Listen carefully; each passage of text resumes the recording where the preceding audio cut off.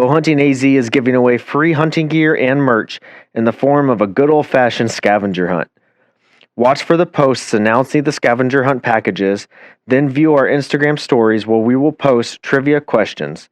Once those questions are answered properly, you'll receive a waypoint that will place you within 200 yards of the hidden item. They're not in plain sight, so ready your tracking skills. Bring the family out with you and have some fun.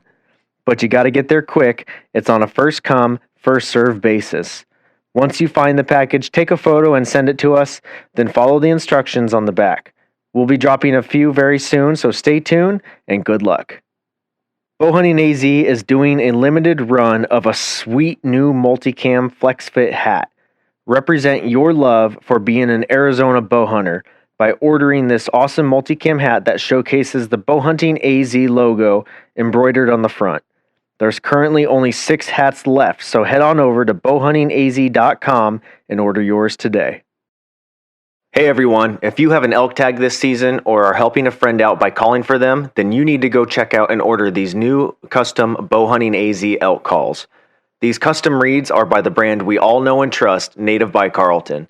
Each call showcases the custom Bowhunting AZ logo as well as the new Elk Series logo.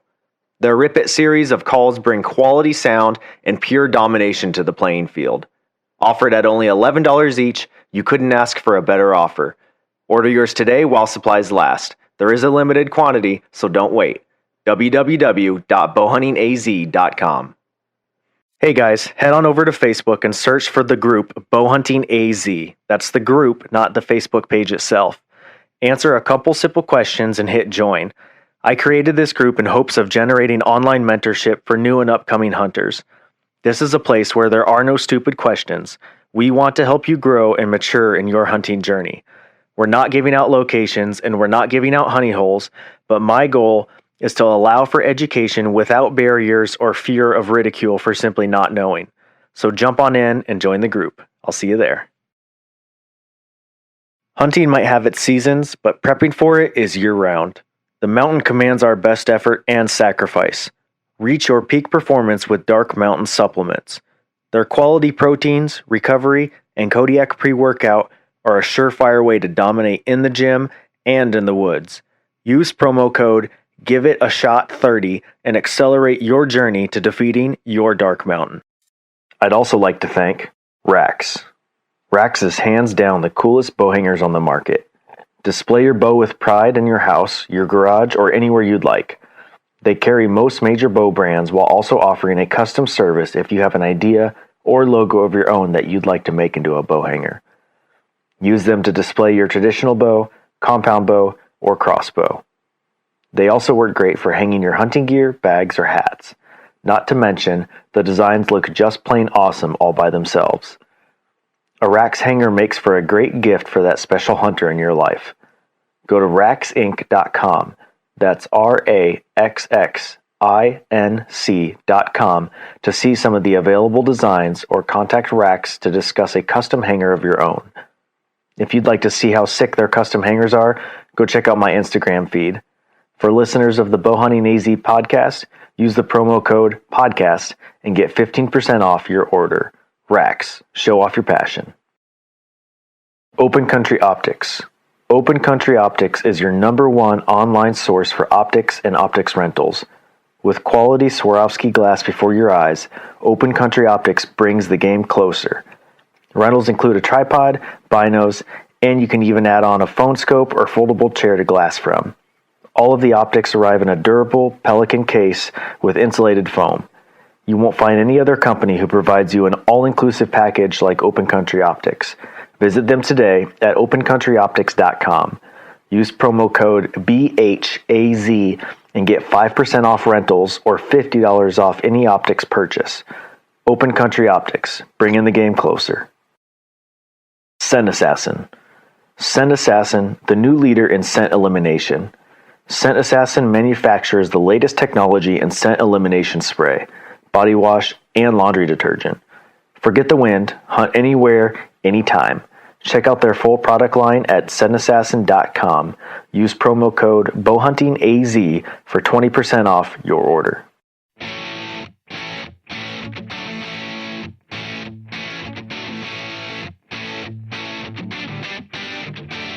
Hey everyone, welcome to another episode of the Bowhunting AZ podcast.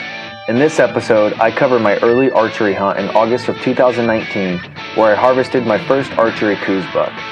Now this episode is both the audio and a written blog article. If you'd like to go check out all the photos and some video clips we took, head on over to the Bowhunting AZ blog. Let's jump on into today's episode. When your buddy calls you, says he's got a buck down, you got about a 40-minute drive, but you know for damn sure you're gonna be there to help him out. And what has he got? Oh, a buck down. look who I found. What a sweet Coues, man. Fancy seeing you out here. Oh, Thanks for coming all this way. heck yeah, dude. Opening day, heck yeah. Way to go, Steven. After my very first big game harvest in the 2018 rifle deer season, I returned to the spot where it all began. I had put a hefty slew of hours, miles, and sweat into prepping this whole area. On August 23rd, I grabbed my pack and my PSE bow and hit the mountains for the opening day of 2019's early archery season. Before I start the story of my archery tag, I wanted to build a little bit on my prep work into this area so that others can learn and take away bits of knowledge. Trail cams have always played a huge role in this spot. For instance, I've discovered that there are almost no mule deer to speak of in this area until after mid to late August. It's uncanny how comparative the arrival dates are for the bucks, almost to the day even as I look back year to year. I remember the original sighting that I had like it was yesterday. Glassing a shelf, I noticed a large herd of roughly 20 deer all being pushed by a stud buck. That classic, widespread, tall 4x4. That was it. From then on out, I've had it in for this area. I've learned the lay of the land by putting boots on the ground and by studying via e-scouting. Anything I can do to get a better understanding of my spots, I'll do whatever it takes. Shed hunting after the rut is another huge advantage. Every hunter loves to find that brown gold. As this spot slowly evolved, I noticed the variety it produced. Whitetails slowly began to appear more and more on my cams. It seemed as though the mule deer were disappearing or transitioning out of the area, only to reappear a few short months and then disappear again. Come to find out, Arizona Game and Fish says the Arizona mule deer population took a hard hit during the long drought that we've had. So, it was time to start focusing more on the whitetails. Sure enough, towards the end of July to early August, the bucks started to show up again. Several traveling in pairs and several loners moseying on through. Now mind you, I don't want to give you the impression that I was targeting any specific buck for this early archery hunt in August. Anything with antlers was in danger. In fact, I was down to my last pack of meat from my 2018 rifle mule deer harvest. I was aiming to put meat in the freezer, period. However, all this intel has played a huge role in my efforts towards my 2020 January archery hunt, but I'll get to that later. In early January of 2019, I put my first stalk down on a whitetail buck. I was fortunate enough to get into 50 plus yards, which not too shabby for a first timer. Unfortunately, the gray ghost is all too real of a name as I lost sight of him in the shadows of a juniper and he spooked. A solid effort given, and I walked away with an education of where to keep my eyes focused for them to hide because they love those shadows. So fast forward to August 23rd, 2019. I decided to go out for opening weekend. The length of a huntless summer lull had taken its toll. I was chomping at the bit to get into the hills. Despite the knowledge of imminent afternoon heat and the real possibility of some chigger bites, which are terrible, I took Friday off of work and headed out at 3 a.m. and I was in my blind by 4:30. Since I had been studying the behavior and travel corridors of the deer, I figured this would be a great spot for a blind or ambush style hunt. I've done several stalks throughout this area as well in August when it's been hot and dry. Stalking feels like almost impossible because there's nothing but dead grass. Especially after a lackadaisical monsoon season, we just didn't get any rain. Sunrise was at 5:56 a.m. and I prefer to hike in under the early cover of dark, slipping into my spot only with my headlamp. I want to allow a minimum of an hour for quiet time just to let things settle, and after I get into my blind, I'll get situated for the day. The morning power hour started with little to no action and unfortunately, that's really how most of the day went. There was some light off-road traffic from other fellow hunters, but after the morning coolness wore off, everything was just desolate. Once the sun was peeking up over the horizon, I spent time making several range readings and mental notes of those ranges. Hot tip: if you're sitting in a blind and wanted to, one could even bring a little bit of masking tape and pre-range certain landmarks.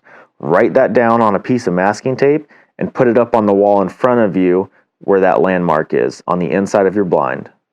I'd still range the animal again if the opportunity will present itself, but in a pinch, this would be really handy to have those ranges ready and right there for you. Just glance at them before you shoot. I had just recently purchased a new rangefinder after losing my older Nikon Aculon rangefinder on this exact same spot. I chose to go with the Vortex Ranger 1300, which turned out to be a phenomenal decision. This rangefinder is so snappy, I absolutely love it. I'm also super fond of the clip on the side of it as well. I don't like my rangefinder to just dangle around my neck because I'm afraid it'll get caught in my bowstring upon release. I also don't like it being inside like of a pouch pocket on my bino harness, as it makes quite a bit of noise taking it out, especially when you're inside those crucial close quarters. The smallest sounds are deafening when silence is paramount. So being able to clip my rangefinder to the side of my bino harness or pack strap is perfect. I can't recommend this Vortex enough. Need I mention their warranty? This way, I figured if I lose it again, I'm covered. A few large sunbathing jackrabbits played to and fro in front of my blind for a few hours, which, after sitting all day and seeing nothing, is a real tempt of fate to a bored hunter. But I'm not too keen on the idea of eating jackrabbit after seeing a video showcasing the number of parasites in their stomachs. I chose to pass on that opportunity, and instead I just glassed the range and helped occupy my mind and pass the time. During the late morning, I spent my time reading several pages of devotions that I had brought with me. Written by a fellow hunter, I like to spend my time with God in any way possible while I'm outdoors. If I'm sitting and glassing, I'll just pray and proclaim my gratitude for the blessings I have and the ability to be outdoors enjoying God's creation. It really is something truly amazing that we all get to partake in this. For most of the afternoon, I watched as a resident roadrunner, who I've had on camera before, jumped around and made a surprisingly loud snapping sound with his beak as he put down continual stalks on grasshoppers. This was quite interesting to watch and almost comical after a while. As the shadows grew longer, I began to get what I call the afternoon sleepies. I noticed I was nodding off and decided to reach into my pack and utilize some of the energy snacks I had received from Alpenfuel. Now, Alpenfuel is a great subscription box that comes with all sorts of backcountry snacks and full meals even. You can customize your box or choose from the meal box or the snacks only box. I had my very first Honey Stinger organic energy gel. The flavor was great and the consistency was exactly what you'd expect, like honey. For a late lunch, I devoured Simply Shred's premium dried pulled pork. They have several different flavors available. Mine was black pepper. For a staple meal, I really suggest the product that Simply Shreds puts out. Very delicious, and you can eat it right out of the bag, or you can add it to something and pour water on it and kind of let it rehydrate some more. Feeling a bit hot, but revitalized from energy and protein intake, I sat for another couple hours until my confidence really began to suffer. I use an Ameristep blind, and although the outside is camo, the interior is black. This material heats up fairly easily, and with temps reaching 100 degrees and little to no breeze, I really started to struggle mentally. Why am I here? I can just hunt in January. Forget the rest of today. Just go hunt in the mornings and don't worry about the afternoon with this heat. For almost an hour, I battled with my inner mind on seriously leaving and just going home. Fortunately, I snapped myself out of it. Drenched in sweat, yet still hydrated and shaded at least, I reflected on the motivational tidbits that I hear often from Jocko Willink's Good and Cam Haines' Time video. I was blessed to be here, and I had already poured so much time and energy into scouting and prepping this spot. I wasn't about to let 1 to 2 hours of daylight left and heat defeat me. I stayed, and it was a darn good thing I did. As I sat and the sun started to fall just below the tree line, I could tell my day was wrapping up. I started to feel that bummed out sensation creeping into my thoughts again. I hadn't seen one deer all day, which was weird. There's almost always a doe or even a young spike buck that wanders around here. Throughout the day, I had examined all my old pics and footage from this spot, and I made some notes on my pen and paper as to when the deer would be coming by. Mornings certainly seemed more promising on trail cam, yet I had always experienced the most encounters here in the evenings. I held on tight to that thought of past experiences. I always set several reminders on my phone just to give myself a heads up as to when the last legal shooting light is. I turn my phone on Do Not Disturb mode so I'm not receiving vibrations, and I know that the only vibration I'll feel is when my notification is going off. The first notification is set for 15 minutes of light left, then 10 minutes, then a final "you're done" notification. I felt the first one go off and a little bit of panic started to set in. I was glassing out of the windows of my blind, frantically looking for any movement, even on ridges across the canyon. I just wanted to know that at least something was moving. Not a thing in sight. I felt the second notification go off. I leaned forward and peered down the slight slope of the travel corridor that I knew the deer would walk. There he was. A Coues buck standing quartered slightly away at roughly 70 yards, scratching his nose on a hanging branch. I immediately felt all of the day's down moments slip away. It was on.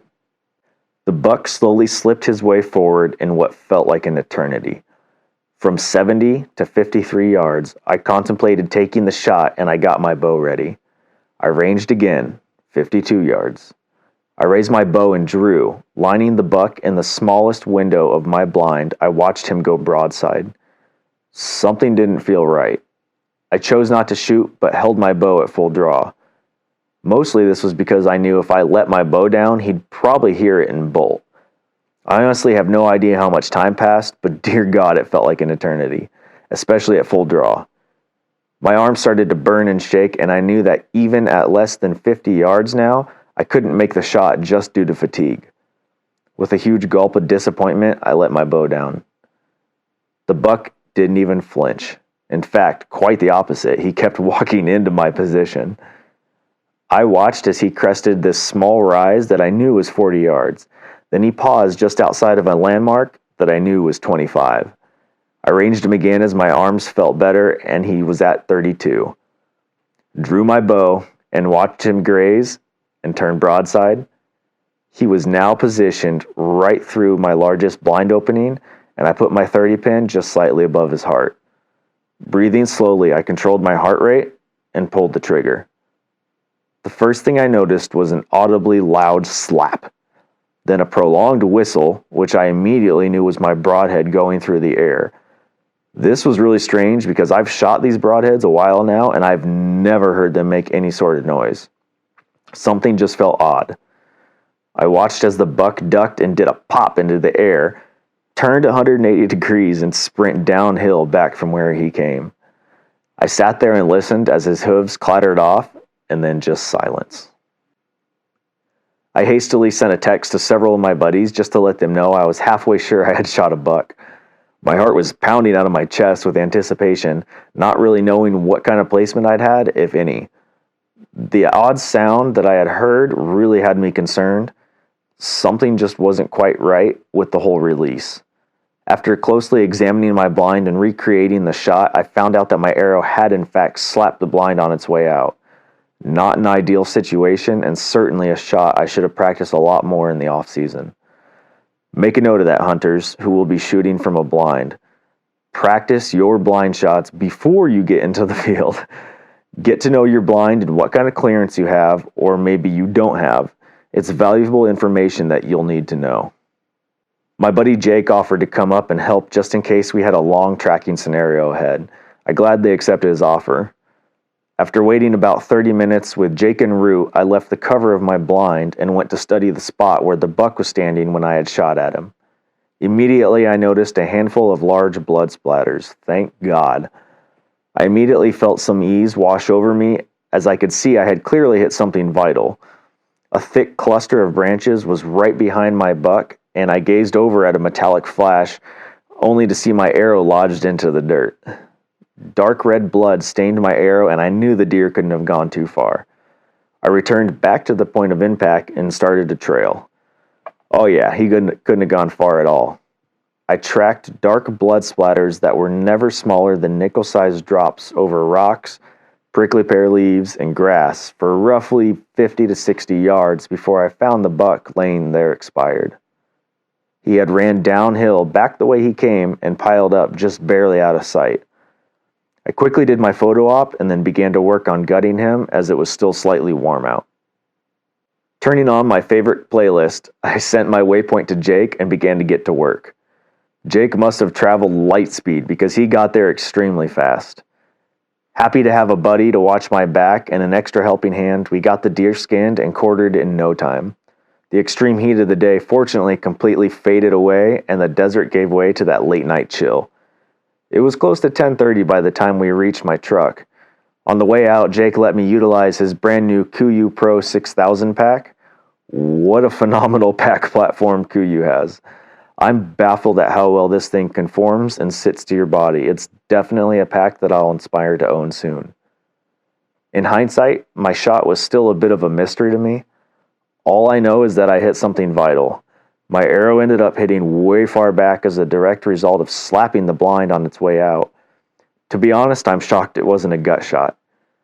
Fortunately for me, it wasn't, and the kill was very quick and still ethical. Part of the liver was hit, and a very large pool of blood poured from the buck. However, I personally believe most of the trauma seemed to be from arteries just below or near the spine. I'm grateful there wasn't any long-endured suffering. As hunters, we all strive to be efficient and ethical to each animal that we harvest. I know that even from this experience, I'll be doing all I can to elevate my skills even further. At the end of it, I'm grateful for all the harvest, and I'm even more grateful for a hunting buddy who comes to help at a moment's notice late on a Friday night. As Jake and I headed out with full packs, I remembered that I had placed a trail camera adjacent from my blind. Hoping to have footage of me shooting my buck, I pulled the card and took it home with me. Unfortunately, the buck never made it into the field of view to set the camera off. I did, however, get a cool shot of Jake and I packing out my buck, and I also got a photo of my buck just 4 or 5 days before I shot him. Reverting back to the intel that I had mentioned earlier about my 2020 archery hunt, I did, however, get quite the surprise on my card as I now have a 2020 archery buck in mind for the next season. What a stud. I'm crossing my fingers that he survives the rifle season. Thank you so much for listening to this episode of the Bowhunting AZ podcast.